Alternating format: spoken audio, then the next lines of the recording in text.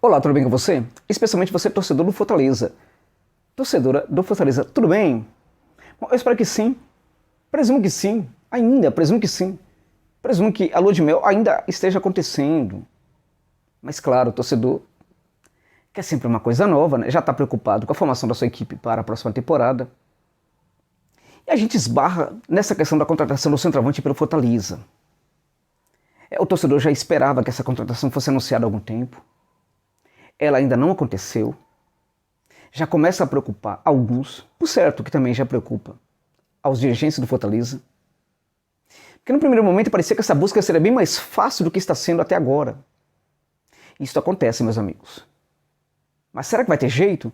Será que o Fortaleza de fato vai conseguir anunciar o camisa 9? Notadamente o camisa 9 que vem do exterior. Até porque aqui no Brasil a gente não tem muitas opções. Tínhamos, por exemplo, um jogador como o Edu, né? Que ainda assim é um jogador um tanto quanto diferente daquele tipo de centroavante que poderia ser interessante para o Fortaleza. O Edu já está na equipe do Cruzeiro, uma das grandes contratações, para mim, a meu ver, do Cruzeiro para esta Série B, que a equipe da Raposa vai disputar em 2022. Então resta jogadores do exterior. Tem muita coisa para a gente falar sobre isso, para a gente pensar sobre isso. Hoje vamos ter um programa Balanço do Leão com José Novales no canal Razão Tricolor e vamos falar um pouquinho sobre isso também. Agora, o fato é o seguinte, né, gente? Quando você termina uma temporada, é muito importante que os dirigentes já se preocupem com a formação da equipe, já se preocupem com a formação da equipe para a próxima temporada, já vá atrás de reforços, enfim. Isso é muito importante porque faz com que a equipe como Fortaleza se antecipe a outros que têm mais dinheiro e Fortaleza passa a ter uma certa vantagem em relação a essas equipes.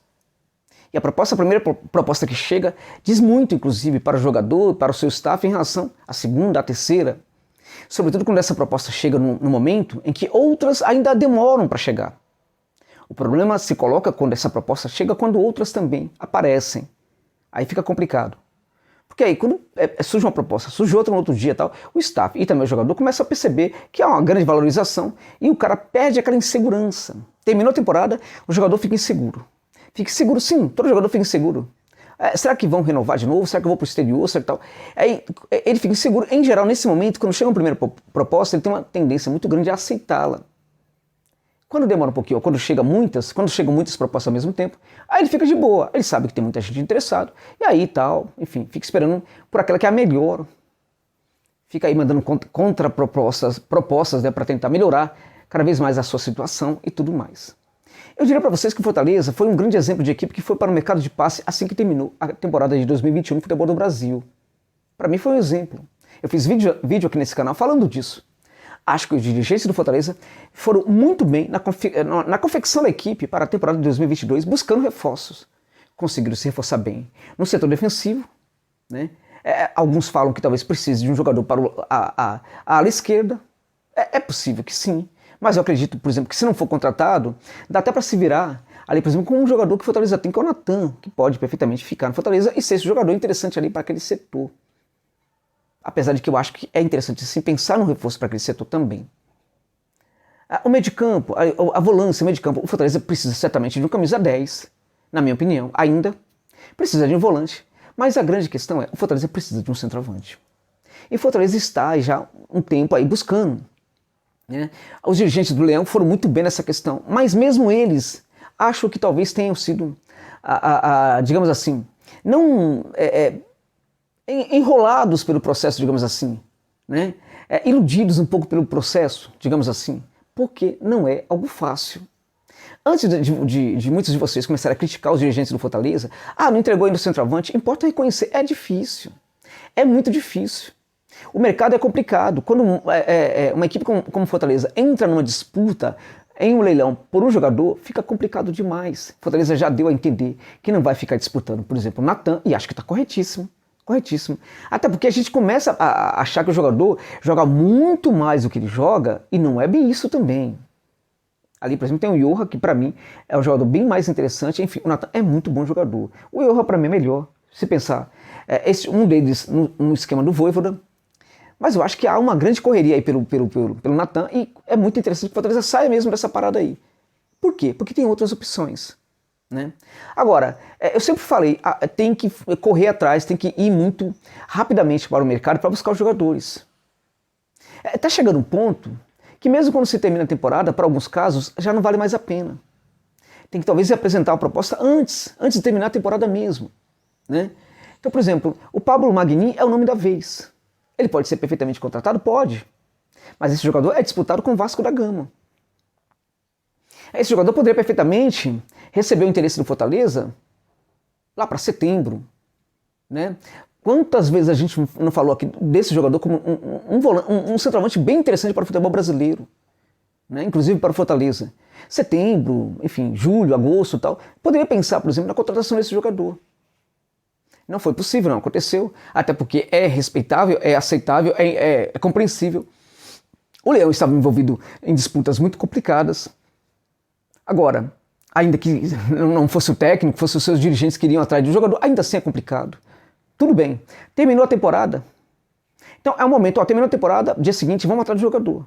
Aí a gente tem uma lista, tem esses nomes aqui, vamos atrás deles. A questão não é fazer, por exemplo, na minha opinião, uma proposta para um jogador, é configurar a proposta para 3. Falar, nós estamos estudando aqui a possibilidade, o que você acha dessa proposta? 3 ou 4, por exemplo. Não é tão simples, mas penso que é o que se tem de fazer. Mas aí o que ocorre? Fortaleza, assim que termina a temporada, Fortaleza dá uma brecada um pouco, aparentemente, porque a gente está falando daquilo que, em tese, né, gente? Hipoteticamente foi isso que aconteceu, porque a gente nunca sabe perfeitamente da interno, o jornalismo não consegue nem sempre dar conta daquilo que de fato pensam os seus dirigentes e daquilo que, muitas vezes, estão fazendo os dirigentes de um clube de futebol. Mas, em tese, foi mais ou menos isso que aconteceu. O Fortaleza ficou à espera do Gilberto. Era uma espera que eu diria para vocês, se a gente fizesse uma votação aqui, com vocês, torcedores do Fortaleza e torcedoras do Fortaleza, eu diria que quase 100% falaria: o Fortaleza está correto em esperar pelo Gilberto. Muitos provavelmente diriam isso. E eu não sei se estaria errado. Por quê? Porque o Gilberto, de fato, é um jogador muito acima da média, e se o Leão conseguisse contratá-lo, valeria muito a pena realmente essa contratação, essa espera. A questão é que mesmo quando se instaura uma espera dessa, ela precisa ter tempo para começar, ela precisa ter tempo para acabar. Isso é algo, por exemplo, para se aprender, e é muito importante que se aprenda, ainda que com dor, né? E esse prazo não pode ser longo, independente do jogador, porque a questão é o seguinte, o que se pensa, não, um time como o Corinthians, um time como o Palmeiras, um time como o São Paulo, um time como o Flamengo, o Fluminense, enfim tal, pode perfeitamente fazer uma proposta pro cara e aí falar, seguinte, você tem 3 dias para aceitar, para você falar se quer ou não quer. Se não for o caso, a gente vai atrás de outro jogador, lamento, tal, não sei o que, 3 dias. Ok, aí quando a gente pensa no Fortaleza é diferente de Corinthians. Fortaleza não é diferente de Corinthians. Fortaleza não é diferente de Palmeiras. Fortaleza não é diferente de Flamengo. Fortaleza pode ter menos torcidas do que essas equipes, mas o Fortaleza é um clube grande, tá certo, gente? Com uma torcida fantástica e também com dirigentes, na minha opinião, muito melhor, né? São muito melhores do que alguns dos dirigentes dessas equipes que eu citei. Eu diria que no Palmeiras a coisa está mais ou menos interessante, mas eu acho que o Fortaleza está um pouco à frente também, se vocês me permitem. Ok? Então, o que acontece? Essa espera tem que ter prazo. Mas é o Gilberto, é um nome, não importa. Não importa quem seja. O Gilberto até agora não fechou com ninguém. Por quê? Porque ele tá se leiloando. Nem no arquirrival do Fortaleza ele quer jogar mais. Por quê? Porque houve um oferecimento enorme, gigantesco de salário para ele, ali no Ceará, coisa de 650 mil, ele não aceitou. Porque ele quer ir para o exterior. E acha até que está exagerando um pouquinho. Eu entendo essa questão do jogador se valorizar, mas vamos combinar que ter um salário de 650 para 700 mil num clube como o Ceará é um salário muito bom. 500 mil que seja no Fortaleza, 400 mil, é também um salário muito bom. O cara quer se valorizar, tal, quer ganhar muito mais que isso, né? Então de repente ele pode ir lá para, sei lá, para o Oriente Próximo, para a Ásia, para não sei o quê, para a China, onde muitos clubes que são de empresas estão falindo, né? Também. De repente vai para lá, ganha dinheiro, né? Talvez não tenha a felicidade, o afago que teria, por exemplo, num clube como Fortaleza. Assim como certamente tinha no Bahia. Né?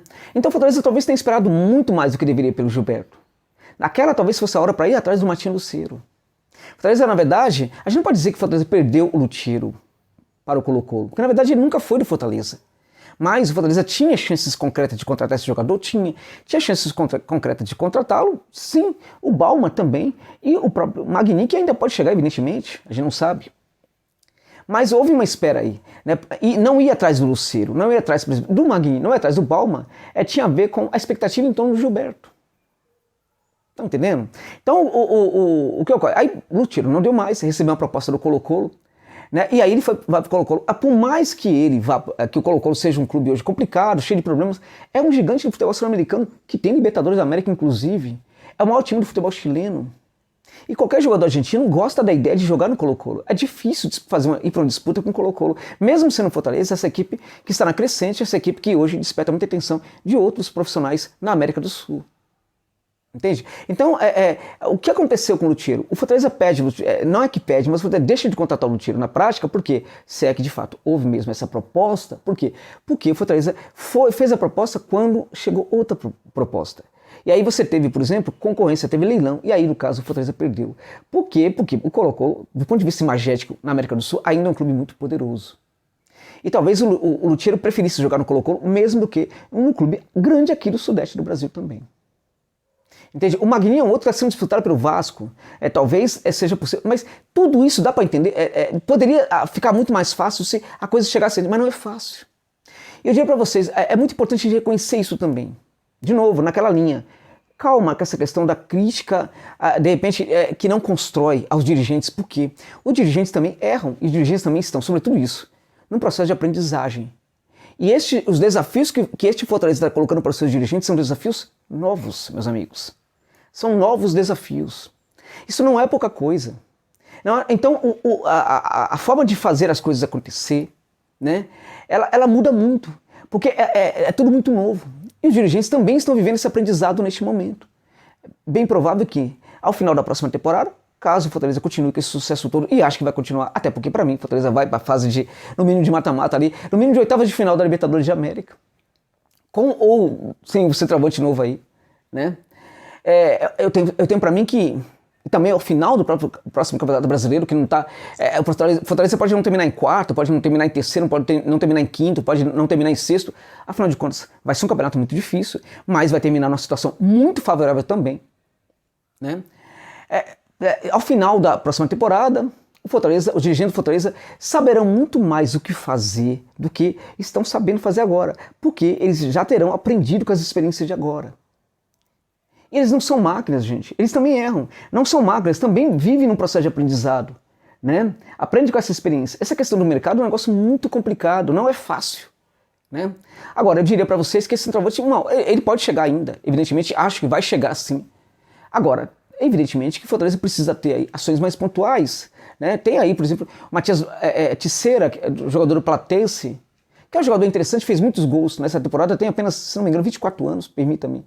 Não, é um jogador alto também, parece o Magninho nesse sentido, mas é muito forte e rápido fora da área, né? Agora, um jogador, por exemplo, que o Los Tossos, né? O Pachuca do México parece estar de olho nele. O Pachuca do México está de olho e quando está de olho, eles colocam o olhar, né? Aí tal, depois de 3 dias chega a proposta, depois de 5 dias já era, gente. Contrata. Parece que os caras estão de olho no Matias Tissera, que seria uma alternativa, por exemplo. A gente tem um jogador chamado de Geni, né? Que é um jogador, por exemplo, de Cabo Verde. Ele foi um espetáculo de jogador de centroavante no futebol mexicano. Ele está no Trabzonspor da Turquia neste momento. Ele é um jogador que pode atuar como centroavante, mas também pode atuar como segundo atacante, como lado do campo. Nesse caso, o contrato dele vai até 2023. Ele tem 1,90 m, é um baita centroavante. Nem sempre ele é utilizado como centroavante, a posição que ele gosta de jogar bem mais, né? Embora ele tenha muita movimentação fora da área, mas ele gosta muito de jogar de centroavante. De repente, uma consulta, quem sabe, por um empréstimo, poderia também ser muito interessante. E há outros nomes, evidentemente. Agora, a questão isso precisa ser definido rápido. E, por exemplo, se a gente pensar, por exemplo, um jogador como Tissera, não foi pensado antes, por quê? Porque ele já tinha alguns ali, né, em mente. Esses nomes parece que não serão possíveis, ou talvez um deles ainda seja possível, mas se não for o caso, né. Aí tem o Tissera. O Tissera é um nome, por exemplo, que já se demorou de se ir atrás dele. Tanto é que o Pachuca já está demonstrando interesse. Mas se for o caso, por exemplo, de ir atrás de um jogador como esse, tem que ser agora, tem que ser para ontem, não para hoje, nem para amanhã, mas para ontem. Porque tem que ir atrás do jogador antes dele virar leilão, porque aí fica complicado e aí Fortaleza sempre vai ter desvantagem.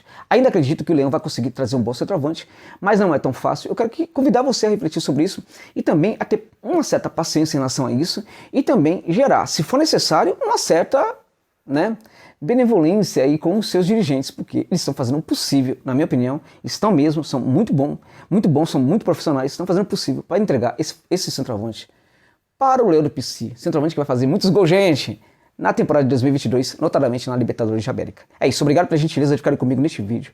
Até o final.